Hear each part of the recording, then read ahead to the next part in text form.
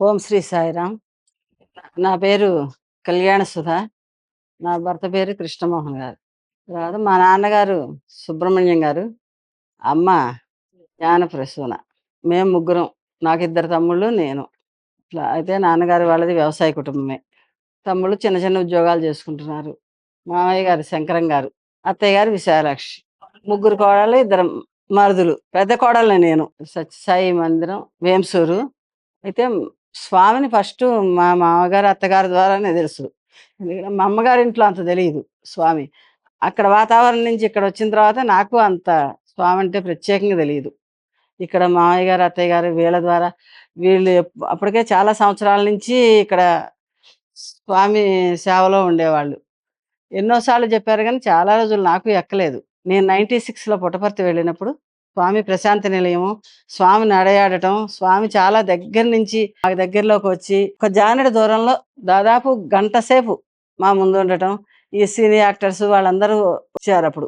స్వామి birthday 96. స్వామి పుట్టినరోజుకి అందరూ వచ్చారు. నవంబర్ 19న అక్కడున్నాం. ప్రశాంతి నిలయంలో మొట్టమొదటిసారి. ఉన్నప్పుడు ప్రతి వాళ్ళ దగ్గరికి వచ్చి ఒక్కొక్కళ్ళని లేపి అని నిదానంగా చాలా చిన్న వాయిస్‌తో ఒక్కొక్కళ్ళని పిలవడం. అంటే మన్ని ఎక్కువసేపు స్వామిని మనం చూడాలనో ఏమో, ఒక్కొక్క మనిషినే పిలిచి, ఒక్కొక్క మనిషినే అక్కడ ఉన్న రూములకి తీసుకువెళ్ళి, ఒక్కొక్క పట్టు చీర ఇచ్చి పంపించేవారు. అట్లా ఊరికే అందరికీ దాదాపు గంట సేపు అందరిని అట్లా ఒక్కొక్కసారి వచ్చి ఒక్కొక్కళ్ళని తీసుకెళ్ళటం. ఒక తూరు ఇలారా, మళ్ళీ అక్కడి నుంచి నడుచుకుంటూ వచ్చి మళ్ళీ పిలవటం, మళ్ళీ తీసుకెళ్ళటం, మళ్ళీ అంటే అన్ని సార్లు మన ముందు స్వామి నడయాడుతుంటే అప్పుడు స్వామి అంటే నాకు ఇంట్రెస్ట్ బాగా కలిగింది. అంతకుముందు వచ్చినప్పుడు అంత మామూలుగా వెంకటేశ్వర స్వామి, శివుడు, పార్వతి అన్ని దేవుళ్ళు ఎలానో స్వామి కూడా అలానే అనుకున్నా. కానీ ఆ రోజున వెళ్ళిన తర్వాత మటుకు నాకు చాలా ఆనందం కలిగింది. అంటే స్వామి భగవంతుడు. ఎక్కడ గుడికెళ్ళినా గోల గోల ఉంటుంది. కానీ ప్రశాంతి నిలయంలో నేను మొట్టమొదట అప్పుడు వెళ్ళినప్పుడు అన్ని లక్షల మందొచ్చారు స్వామి పుట్టినరోజుకి. సమయంలో గూడా ఒక్క చిన్న శబ్దం గూడా రాలా. ఇది ఎలా సాధ్యం? ఆయన భగవంతుడు గాబట్టే అని ఆ రోజు నాకు బాగా ప్రగాఢమైన నమ్మకం ఆ రోజు కలిగింది. స్వామిని నా గురువుగానే ఆరాధిస్తున్నాను.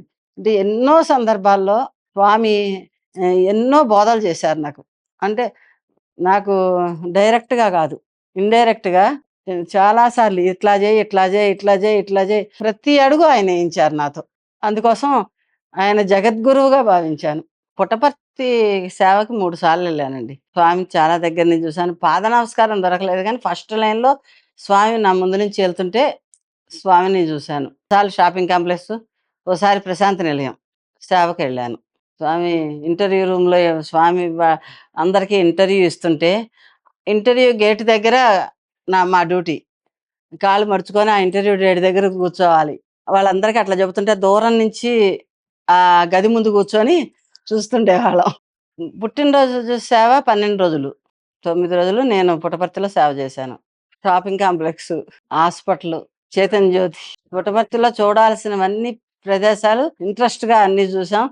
ప్రతి చోట ఏదో చిన్న చిన్న అనుభవాలు జరిగినాయి. అయితే ధ్యాన వృక్షం దగ్గరికెళ్ళినప్పుడు మామూలుగా నేనస్సలు కూర్చోలేను. స్వామి అప్పుడు నాతో "కూర్చో, బాచి పెట్టేసుకొని కూర్చో." అప్పటి వరకు అసలు కింద కూర్చోలేని దాన్ని బాచి పెట్టలేసుకొని కూర్చుంటే, "స్వామి ఏంటి నాకు పరీక్ష పెడుతున్నారా ఏంటి? కింద కూర్చో అంటారు. నేను కిందే కూర్చోలేను. నన్ను కింద కూర్చోమంటున్నారు. పరీక్ష పెడుతున్నారంటే" "లేదు కూర్చోమన్నారు." ఆయన భగవంతుడు. ఆయన చెప్తే నేను కూర్చోపోవటం ఏంటని కూర్చున్నా. కూర్చుంటే 45 నిమిషాలు నేను అసలు కదలకుండా నేను ఎలా కూర్చున్నానో కూడా నాకే తెలియకుండా ధ్యానంలో అట్లా కూర్చుండిపోయా. అప్పుడు స్వామి "నువ్వు ఒకటి మంత్రం లాంటిది చెప్పి ఇది 21 రోజులు చెయ్యి." విపరీతమైన కష్టం ఒకటొచ్చిందప్పుడు. ఆ సందర్భంలో ఆ మంత్రం చెప్పి, ఆ మంత్రం 21 రోజులు చెయ్యి, జపం చెయ్యి.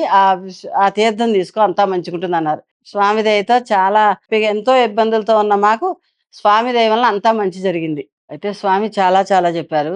చెప్పిన వాటిలో దాదాపుగా ఆచరిస్తున్నాను. 100% కాదు గానీ 75% ఆచరిస్తున్నాను.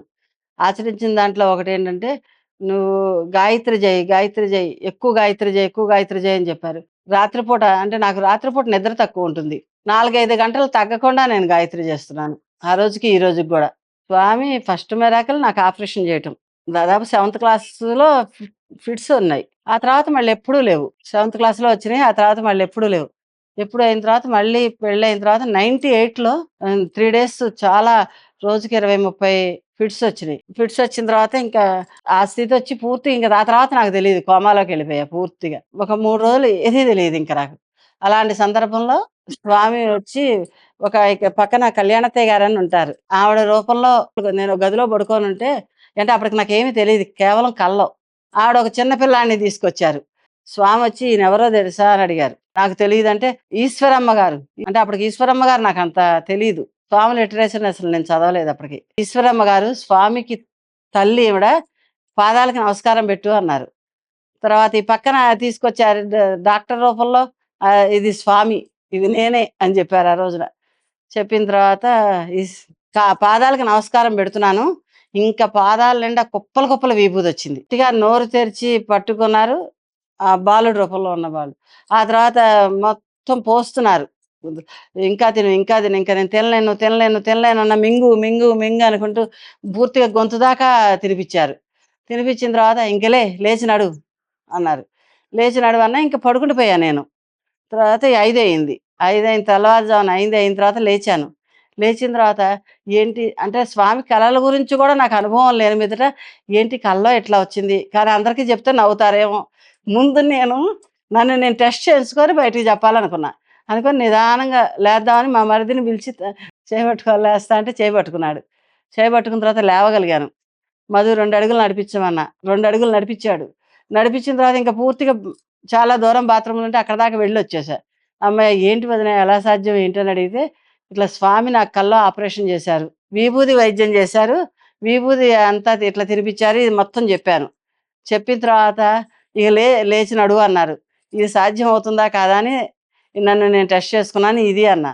అయితే వైద్యం అయితే అయిపోయింది. నేను లేవగలుగుతున్నా, నడవగలుగుతున్నా గానీ తల అస్సలు కదలనివ్వట్లేదు. విపరీతమైన నొప్పి తల. ఆ నొప్పి అయితే ఇంక అట్లే ఆ రోజుల్లో ఏడుస్తూనే ఇంక అట్ట పడుకున్నాను. తెల్లవారి ఆదివారం. మహాభారతం వస్తుండేది ఆదివారం.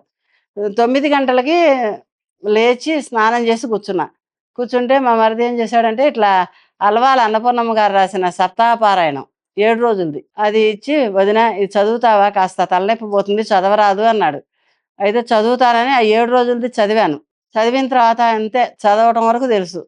ఆ తర్వాత ఇంక నాకేమీ తెలీదు. తలలోకొసి దాంట్లో ఉన్న నల్లగా నా కళ్ళకి కనపడేది.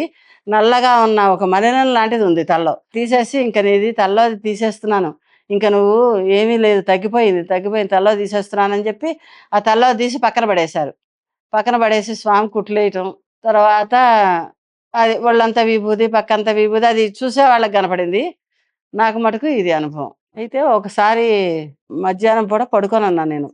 ఇంట్లో అందరూ ఇక్కడ పక్కన సత్తుపెళ్ళెళ్ళారు. చిన్న పిల్లాడు మా ఇంటికొచ్చాడు. చిన్నాడు మా ఇంటికొచ్చి నన్ను తలుపు కొడితే తలుపు తీశాను. తలుపు తీసిన తర్వాత "శంకరం మాస్టారు ఉన్నారా?" అని అడిగాడు. అంటే మా మామయ్య గారి పేరు. "శంకరం మాస్టారు" అంటే లేరన్నాను. అంటే "మదన్నయ్య ఉన్నాడా?" అని అడిగాడు. అంటే "మదన్నయ్య లేడు" అన్నా. "ఎక్కడికెళ్లారమ్మా?" అంటే "సత్తుపల్లెళ్ళారు" అన్నా. "ఎప్పుడొస్తారని" అడిగాడు. అంటే మా మరిదిని అందరూ మదన్న, మదన్న అంటారు. మా మామయ్య గారిని మాస్టారు అని అంటారు. అంటే 2 మ్యాచే. 2 ఇంట్లో బాగా తెలిసిన పిల్లాడిగా అనిపించింది. అనిపించేటట్టుగా 2 అడిగాడు. 2 అడిగితే "ఎవ్వరు ఇప్పుడు రారు. 5 దాకా ఎవరు రారు" అన్నా. "ఏమన్నా చెప్పాలా అండి" అని అడిగితే "చెప్పక్కర్లేదన్నారు." చెప్పక్కర్లేదంటే ఇంక నేను లోపలికెళ్ళి పడుకున్నా. పడుకునేసరికి వాడు మళ్ళీ వచ్చాడు ఎనక్కి. గదిలోకి రావటం, నన్ను కట్టేయటం, మెడలో అన్నీ తీసుకొని అట్లా తీస్తున్నాడు. తీస్తునేసరికి స్వామి ఇట్లా వెలుగు రూపంలో ఒక హస్తం చేయి పెట్టారు. అంతే వాడికి భయమేసిందింక. నాకు తీసుకున్న వస్తువులన్నీ నా ముందే పడేసి వెళ్ళిపోయాడు. స్వామి దయ వలన ఆ రోజు నేను సేవ్ అయ్యాను. ఆ సందర్భంలో బయటికెళ్తున్న సందర్భంలో స్వామి పాదముద్రలు మొత్తం ఫోటో దగ్గర నుంచి గదిలోకి లోపల దాకా వచ్చినియి. ఆ రోజు అట్లా స్వామి దయ వలన నాకు మంచి జరిగింది. స్వామి చాలా సార్లు కృష్ణుడిలాగా, ఇట్లా వినాయకుడిలాగా ఒక వెలుగు రూపంలో ఎన్నో సార్లు రకరకాలుగా దర్శనమిస్తూ ఉంటారు. ఫోటోలోంచి ఇదిగో నేనిక్కడున్నాను అనుకుంటూ చెప్తే, అయితే స్వామి ఇక్కడున్నాను, ఇక్కడున్నానని చెప్తే నా ఒక్కళ్ళకే తెలుస్తుంది. అక్కడ ఉన్నానని చెప్పడానికి ఏంటి నిదర్శనం అని నేను మాట్లాడుతుంటే ఒక్కొక్కసారి మాట్లాడుతుంటే, అయితే అందరికి నిదర్శనం కావాలా? అని ఆ ఫోటో నిండా విభూదొచ్చేది చాలా సార్లు. అమృతం వచ్చింది, పసుపు వచ్చింది, కుంకుమ వచ్చింది.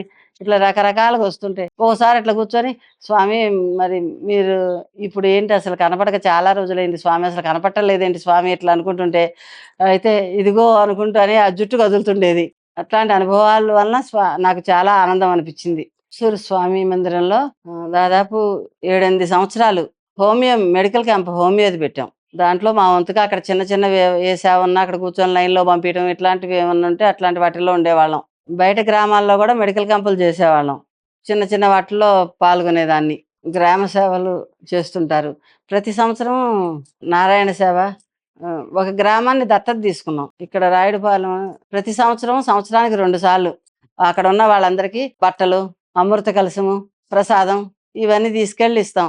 దాంట్లో అందరం పాల్గొంటాం. స్వామి దయ వలన 25 సంవత్సరాల నుంచి ప్రతి సంవత్సరానికి 2 సార్లు నగర సంకీర్తన అన్నీ చేస్తాం.